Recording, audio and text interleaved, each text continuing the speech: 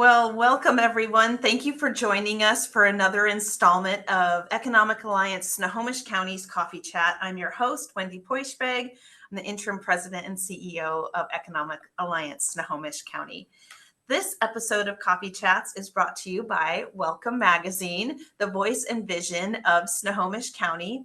Visit welcomemagsnoho.com to read the spring and summer 2024 edition today.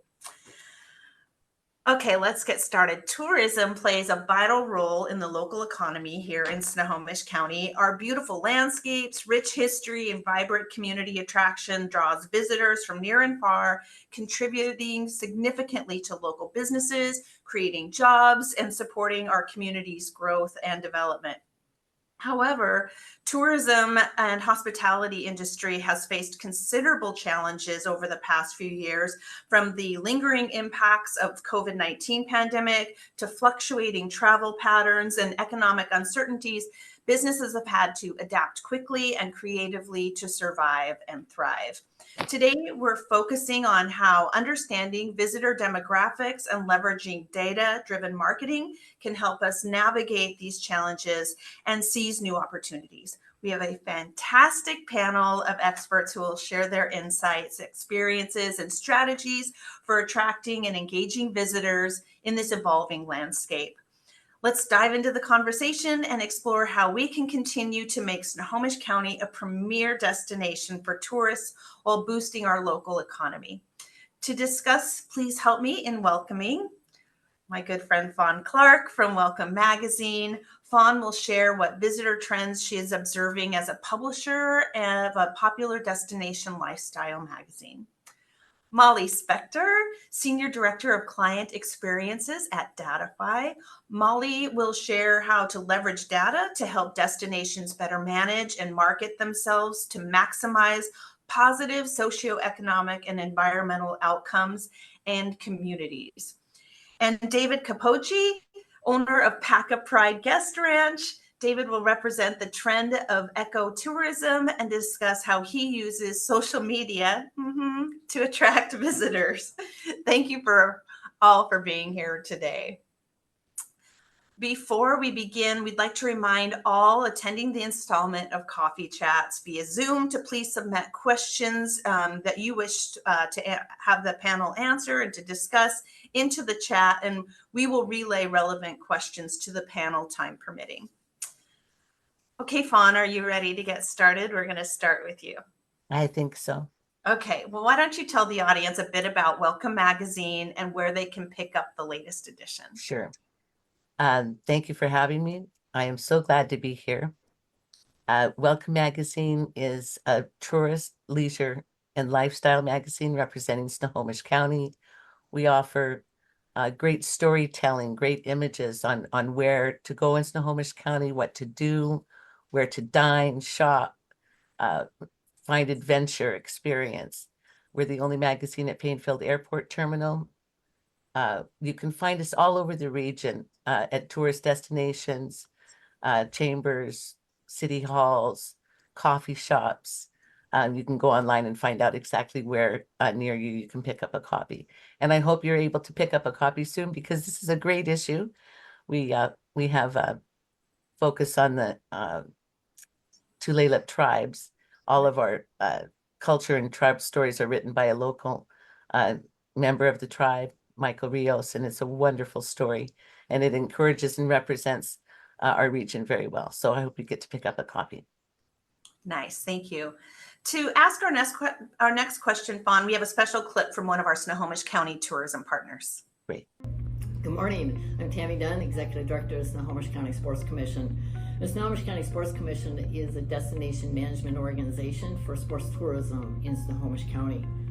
Our role is to bring visitors to Snohomish County through sporting events. And we work with event organizers by providing tourism information, services such as hotels, restaurants, and attractions, along with providing event service resources.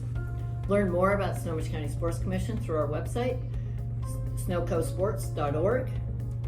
And the question that I have is, what specific data points should local businesses focus on collecting to gain actionable insights.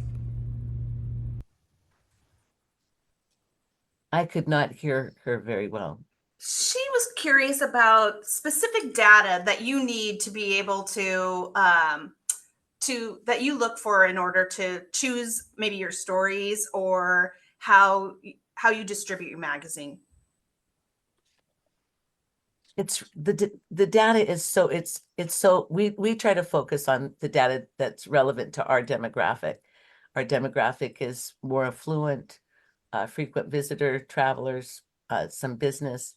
Initially, business represented a tremendous amount of tourism and frequent visitors to Snohomish County. It's dropped a little bit, but we're seeing a pickup in that. So when I'm looking for stories, when I'm looking for things that our demographic is looking for, the Alpaca Ranch is fantastic. Adventure, ecotourism, experience, and we write stories based on that.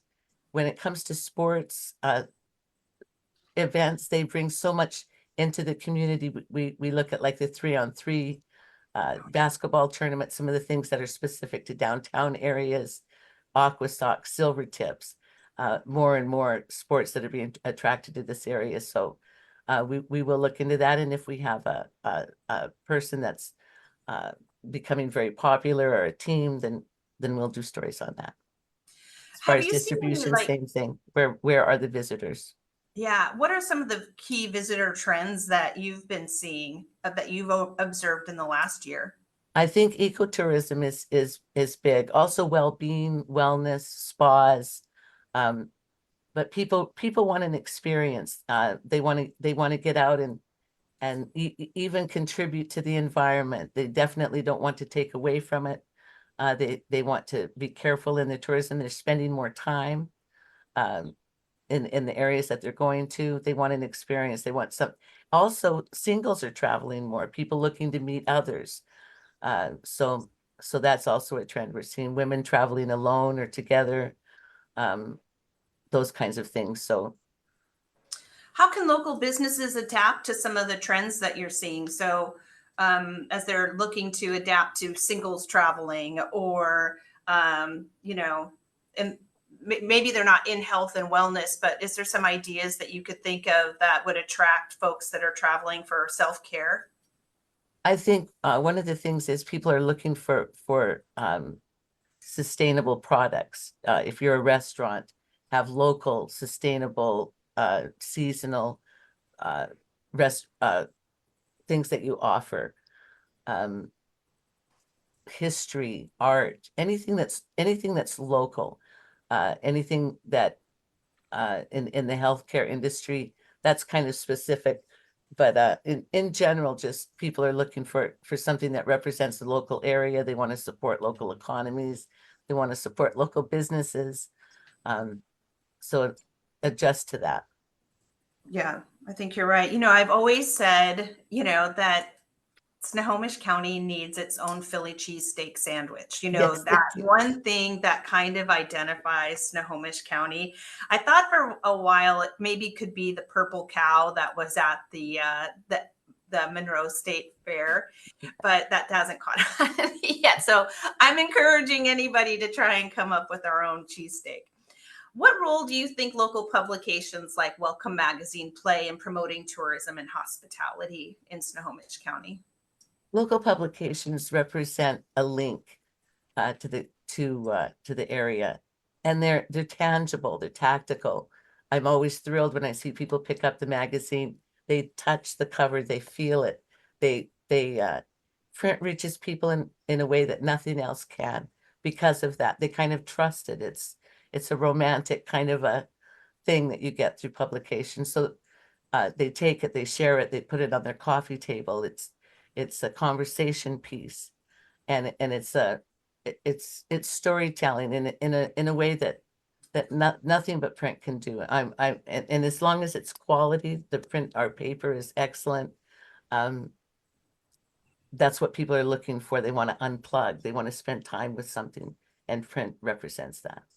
Yeah, I think, a publication like Welcome Magazine, it is so high quality. The photography and the storytelling and the writing is so good that it brings a certain level of cachet of when you see a story in a magazine like that, you want to pay attention to it because you feel like, oh, if somebody's really vetted it, if it's gotten to this level, then it must really be something worthwhile for me to, visit or pay Thank you. more attention to. So, Thank you. oh I yeah, agree. yeah, yeah. Molly, let's move over to some data-driven marketing. Please tell our audience about Datify and what you do. Sounds good. Well, thanks for having me here. I think I've been on the other side of these before, so nice to be on the panel. So our job at Datify is to help DMOs and other community partners to manage and market their destinations more effectively. And we do that through working with big data. My job specifically is to humanize the data and to use it to help tell a destination's story. And then we put the data to work toward achieving specific goals. And those goals are defined at the local level, at the destination level. And then by leveraging this data, we can work toward increasing economic benefit through tourism, but also do so in a thoughtful way so that it's supporting what's valuable or important to the community, because we all saw what happened in Barcelona. So we focus on three main things at Datify. One is data analytics. So that's using the data for insights to find the right people at the right time. And then advertising, which is to reach the right people at the right time. And attribution, which is to measure the results of advertising campaigns. And then as far as the data itself, we pull in multiple data sources to get a holistic snapshot of visitation. So some of those different data sources include geolocation. So that helps you understand the visitor's physical movement within a destination. That's based on cell phone apps. I know that sounds kind of creepy. It's 100% opt-in data. So when you go on your phone, you can choose to opt into location sharing or not. And it's all of our data is anonymized and aggregated at the zip code level. We also have spending data. So that helps you identify high value markets and spending patterns. We have household level and some census demographic data. And then we pull in other data sources like airport data, vehicle data, lodging data. So all of that comes together to help tell a destination story and create strategy. Very good. How can Snohomish County businesses use data analytics to understand visitor demographics and tailor their marketing strategies? Yeah, that is a great question. I think starting at a broader level, so taking a step back and just talking a little bit about what can data analytics tell you in general. So we can filter the data in a few different ways, and we can look at data over time, and that can help understand like seasonal or year-over-year visitation trends or outlooks. What markets are people coming from and how long are those markets staying? What activities are most popular with each market or demographic? If there's any new or emerging markets, what markets have the highest spend? What are the demographics of lodging visitors? Are there different impacts from dry versus fly markets, and how does that change seasonally? So all of that helps you identify which visitors are best aligning with your goals, and what messaging will best resonate with those particular visitors. So that information can really help you learn who's the right person, when's the right time to reach that person, and then also what's the right message to make sure that your marketing strategy stays effective throughout different times of the year. So something that Snohomish County businesses can do is to align their marketing and advertising efforts with what the county's top visitor markets and demographics are showing, also top spending markets, so that you're marketing to the people who are coming. Right. Can you provide an example of how data-driven marketing has successfully increased tourism in a similar region? Yeah, let's see. I have a couple of examples. So a rooster. I love that. About that. So I'll share an example from Kanab, Utah. I like this one because it also pulls in sustainability. Kanab, or Kane County, is it's a county right in the middle of several national parks and attractions.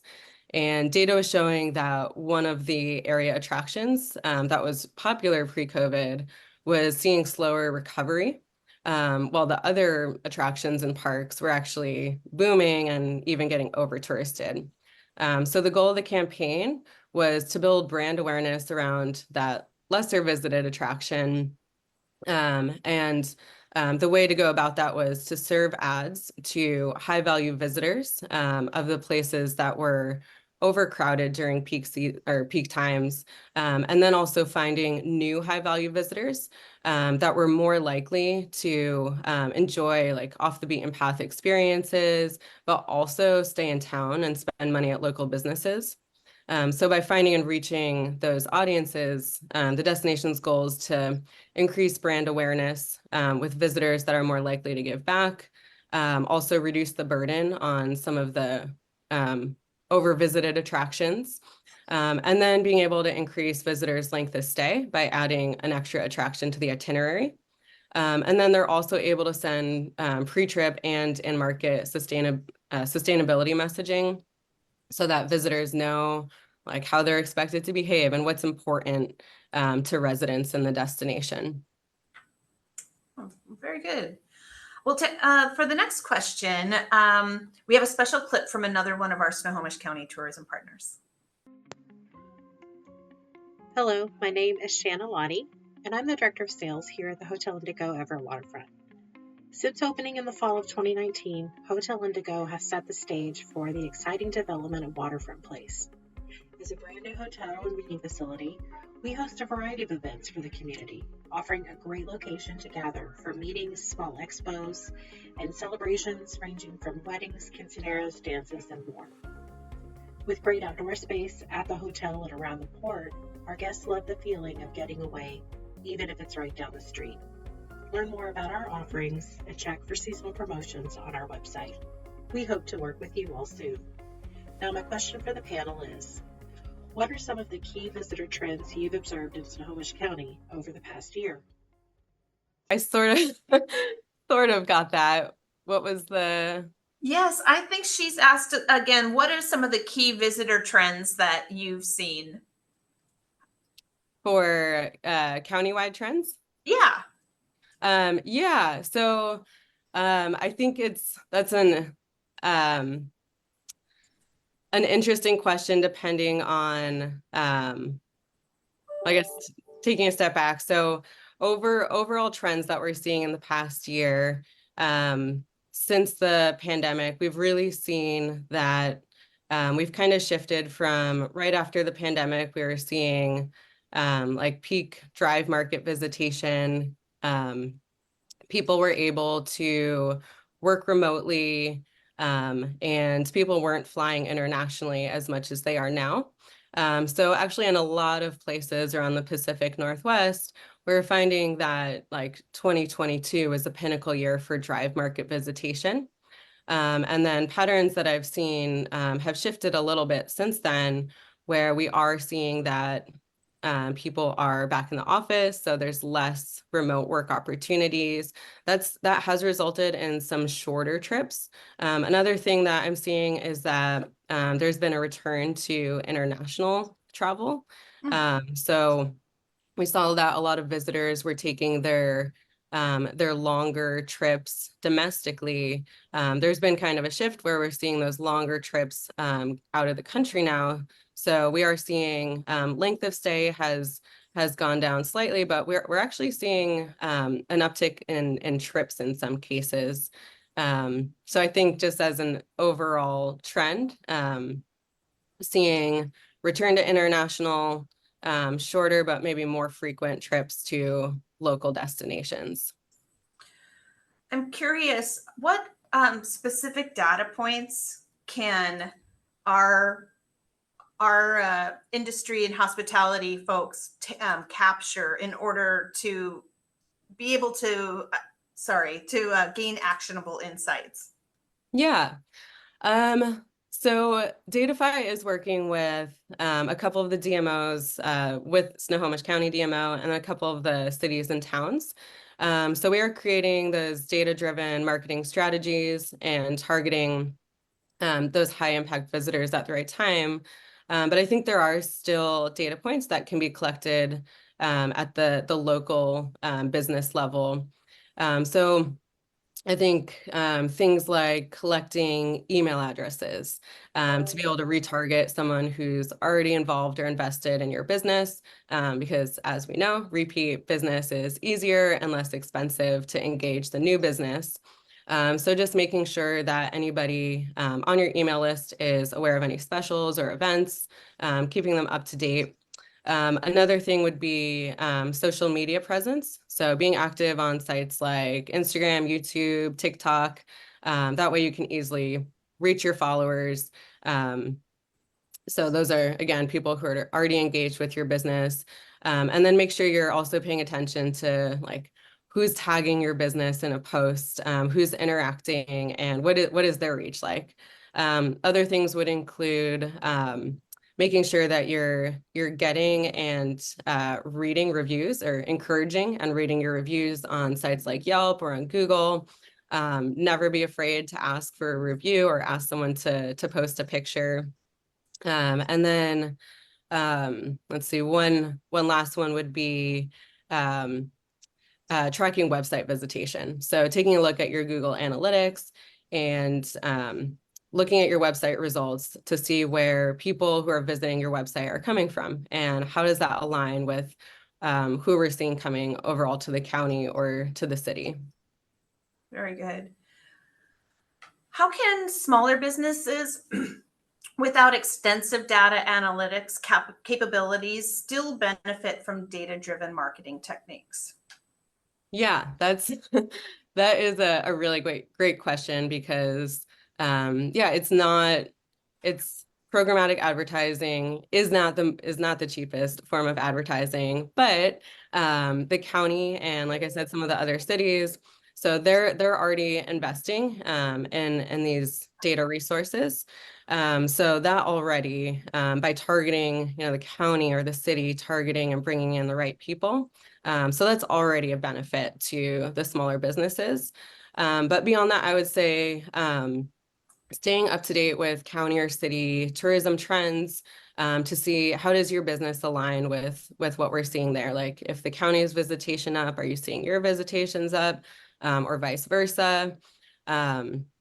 If there's, if you're seeing that maybe you're down at a time you're not usually, is that in line with the general travel trends we're seeing, or is there something else going on there? And then those trends can also help you understand like what to promote, when to promote it, and who to promote it to. Another thing would be to leverage the county or city data, so that you're aligning your strategy with what markets we see coming and when they're coming.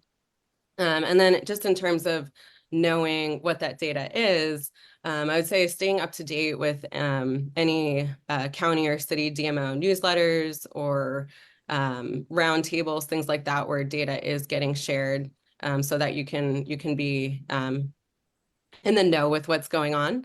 I know the county DMO has just hired a new research specialist, so keep an eye out for any emails coming out there about roundtable updates. And yeah, I think the last thing would just be working together.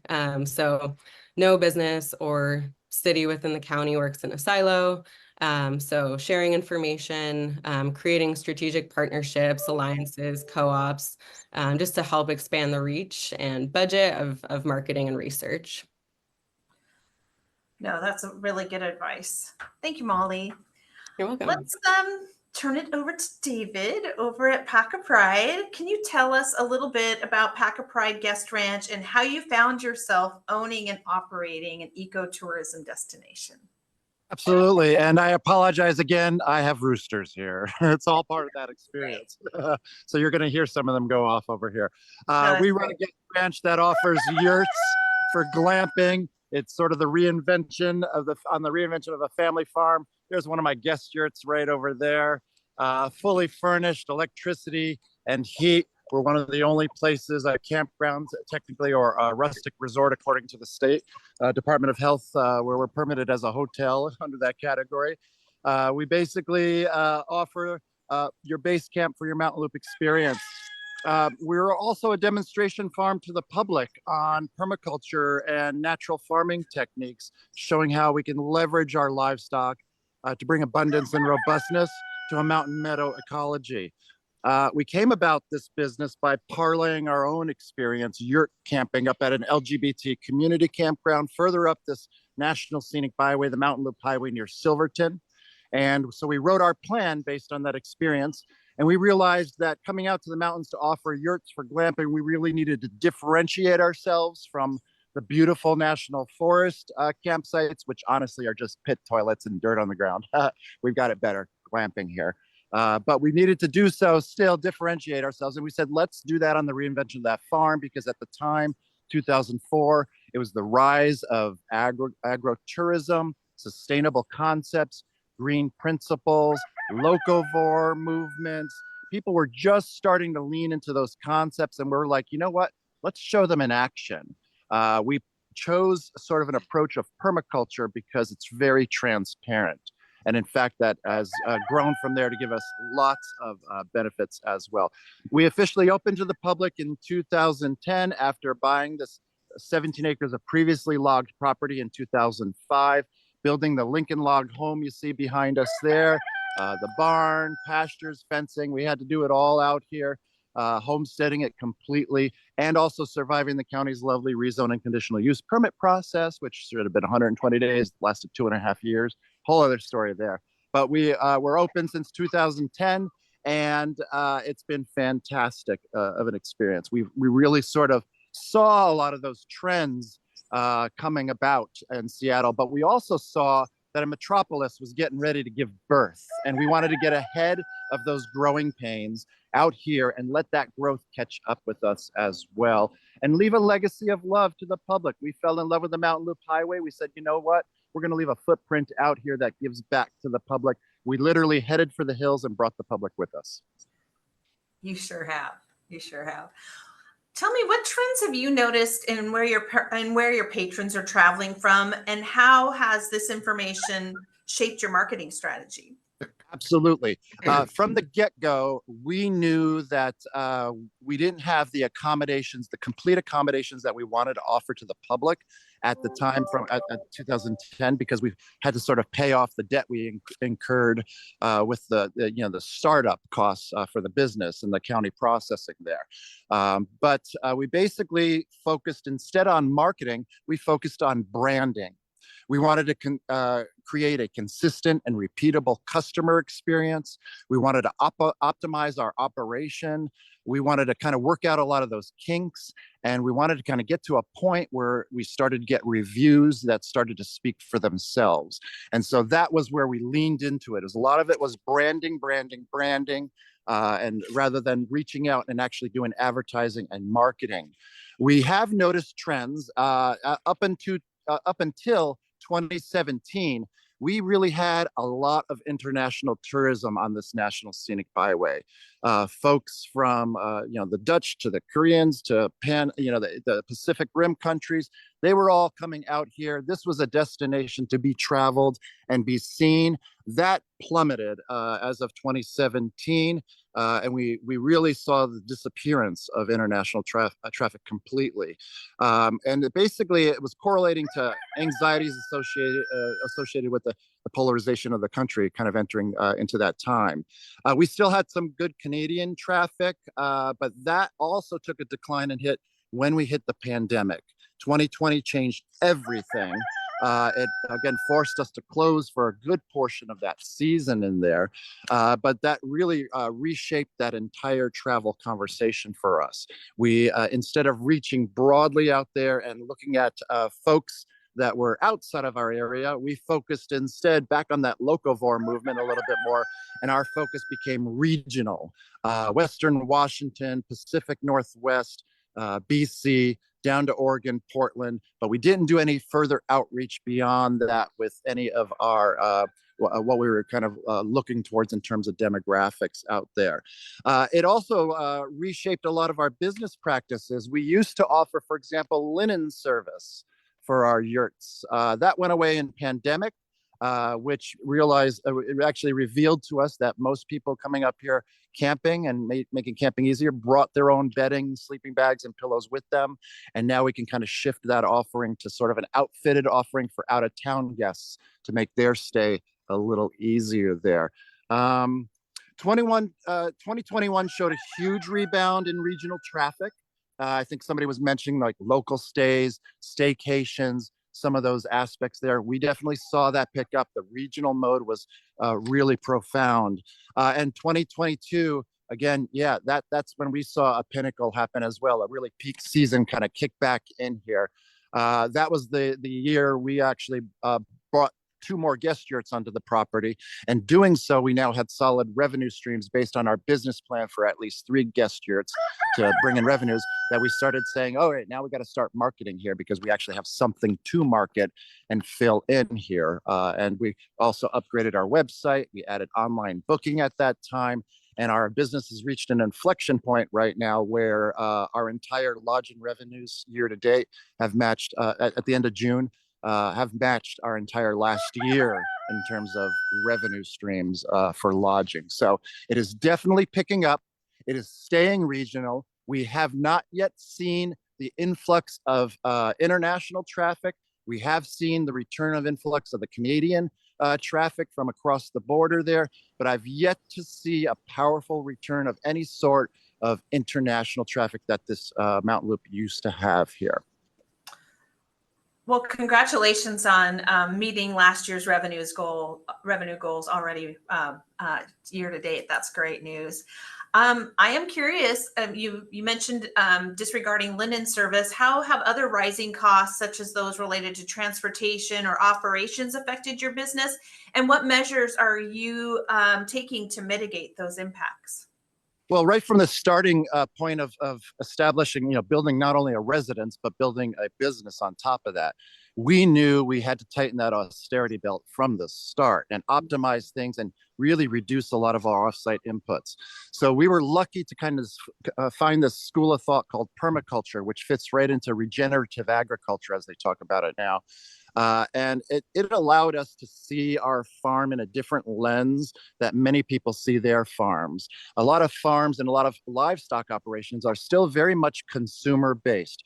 Go to the store, get your chicken feed for your 50 to 80 chickens. Go to the store, get your alpaca pellets for your herd of alpacas.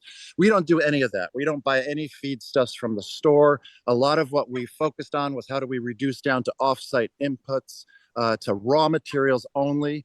And that allowed us to kind of get commodity pricing on a lot of things. So essentially, to run this entire farm now under the auspices of permaculture, we buy hay and barley as our 2 main components. Then we buy calcium carbonate, diatomaceous earth, baking soda, and bleach. And that is the entirety of our farm. Yeah. We don't have any lotions and potions. Our vet bill is radically low at 0 almost. My vet kind of comes out here and looks around and says, keep doing what you're doing.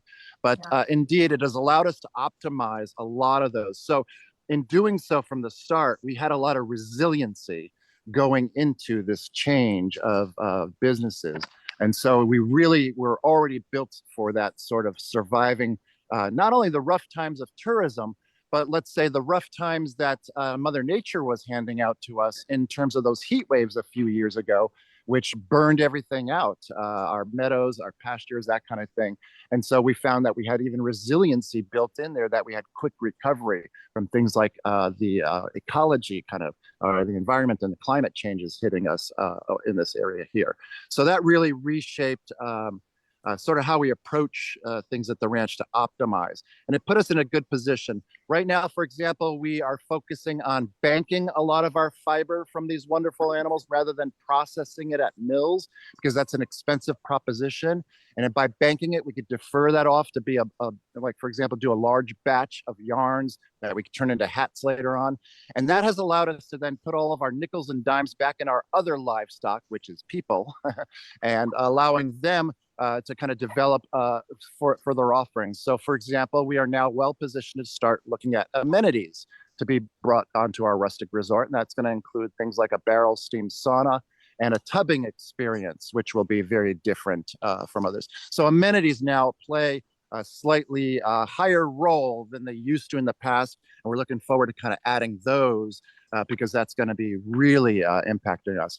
We started reaching out only in marketing for private ranch rentals to event planners, group planners, that kind of thing, which took us out of our demographic because literally our business plan allowed us to put a sign on the road and attract the passerby traffic alone because we've got it in spades out here, tourism traffic. But now we're reaching out beyond that to kind of do more group rentals, more private ranch rentals. Those are very much money makers for us. And so our marketing has shifted towards that. We've also shifted our marketing towards minorities and the BIPOC community because a big issue out here in the mountains is safety and feeling like you can come across a safe spot. We have a lot of gunfire out here on a daily basis here, more so than these roosters crowing sometimes as well. And people have a lot of concerns about that, concerns for their safety, concerns for how they're safe they will be at campgrounds.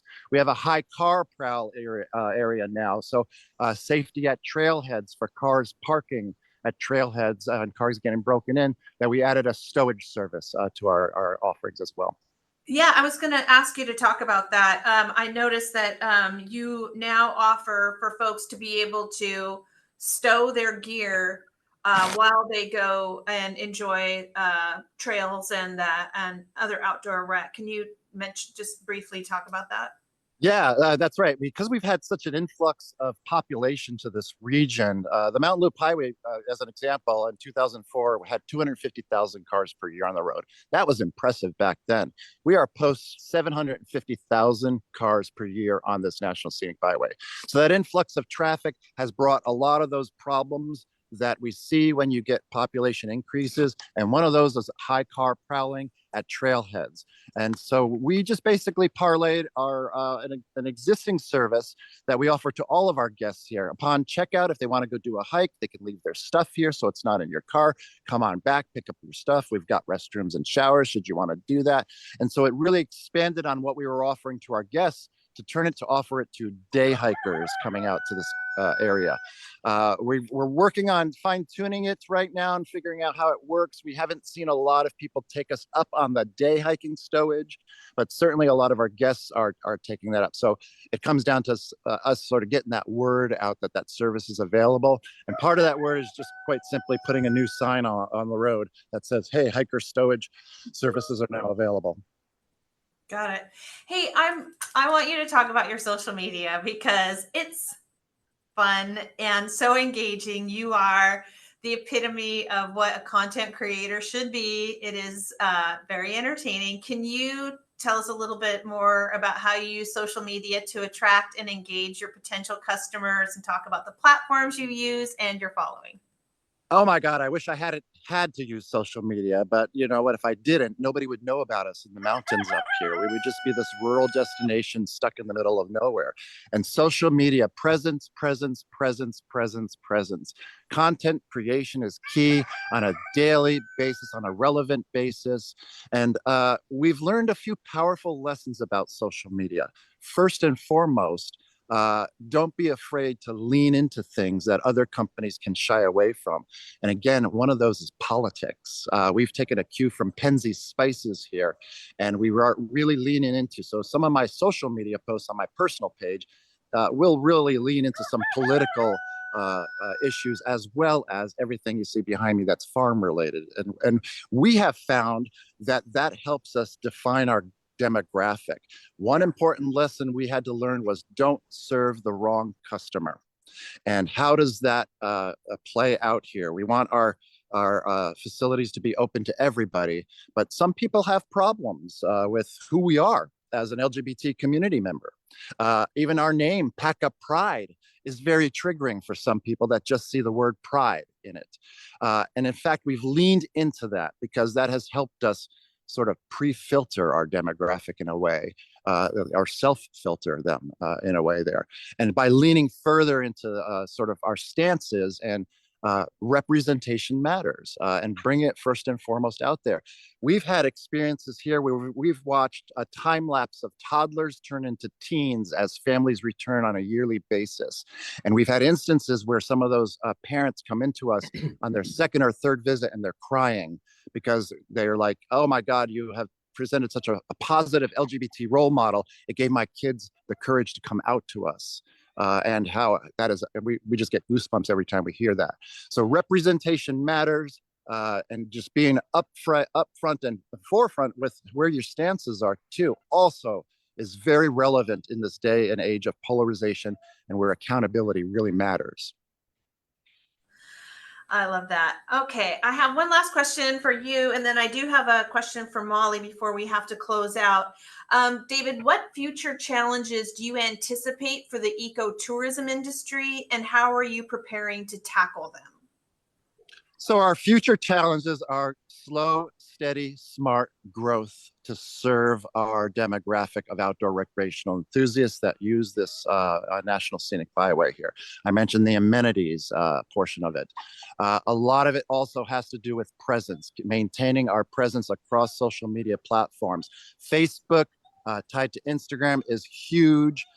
TikTok for us has been much better than YouTube in that regard as well. But having a blog with a lot of our articles where people can take a deep dive into practices that we've had out there has proven worthy as well. So a lot of what we will be doing will be continuing along that front of presence on social media, and slow and steady growth of the business, reinvesting back into where we feel things are working, and being open to say, you know, okay, let's sunset these other things that aren't working at the ranch, and really lean into those things that are successful. That's good. Great. Thanks a lot, David. It's good to see you. Molly, a question from Matt Smith. Does data show what % of visitors spend comes from the high-end traveler versus others? And what's the better ROI for the promotional dollar? Yeah, that is a fantastic question. So I think there's two pieces to it. Identifying the high value visitor, I think is a huge piece of it, because you might have one visitor, or you might have two visitors that are coming for the same amount of time, but one of them is spending triple what the other is spending. But what we also look at and consider is not only just the spending data, just how much that visitor or that market is spending, but also how often we see them coming, because we might see that, you know, they're spending triple what someone else is spending, but they're coming at, you know, less than 1% of, they're making up less than 1% of your overall visitation. So I think it totally depends on who you are and what you're trying to do. As the county overall, I think it's a balance between the two of making sure you are getting the markets that are going to be higher impact. So they're spending more, they're staying longer, and even within those markets, identifying the actual visitors that are you know, higher income, staying in your lodging properties, maybe the higher end lodging properties, visitors that we see shopping in your downtowns and so on. And then balancing that with what's the overall visitation percentage that's showing up from those folks. So it typically ends up being a mix between the two, so that the audience doesn't become too narrow. Good. Okay, thank you. Thank you very much. That's the last question that we have from our audience. I'd just like to thank our panel of experts for joining us today. For those who registered for today's installment of Coffee Chat via Eventbrite, check your inbox later today for a list of resources from this discussion, as well as a link to the recording. There you go, Savannah, should you wish to rewatch or share it. Before we go, we have a few announcements from EASC. This evening, I hope you will join me at the beautiful Hotel Indigo on the Everett waterfront for our 2024 Port Report. This fun annual networking event features an annual update from the Port of Everett on exciting developments and upcoming advancements being brought forth by their dedication to supporting our regional economy, including that vote yes on the property expansion. Online ticket sales have ended, but you can still register at the door. Admission includes food, games, networking, and one entry to win a raffle with prizes, including a pair of round-trip tickets from Alaska Airlines. The Port Report starts at 4 p.m. today. You can visit www.economicalliancesc.org/events for more information. And then I'm calling all entrepreneurs on September 10th. Economic Alliance, in partnership with Coastal Community Bank, brings you the Business Builder Expo. From 10 to 3 p.m., join us at Everett Community College Henry M. Jackson Conference Center for a full day of workshops, panel discussions, and resources curated to assist entrepreneurs at every stage of their business development. Start, scale, and grow your business with the help of our expert presenters and resource representatives. You can visit www.economicalliancesc.org/events to get more information. Okay, so to conclude today, please get your coffee mugs ready. I've got mine here. We'll adjust our gallery view. I am continuing to be a huge fan of Everett Community College Aviation Mechanical and Technical School until my hubby gets me a new cup from the Water Center. Then this one remains my favorite. Now let us raise our glass and cheers to another great discussion this morning. Thank you for your time. See you again. Hope to see you tonight.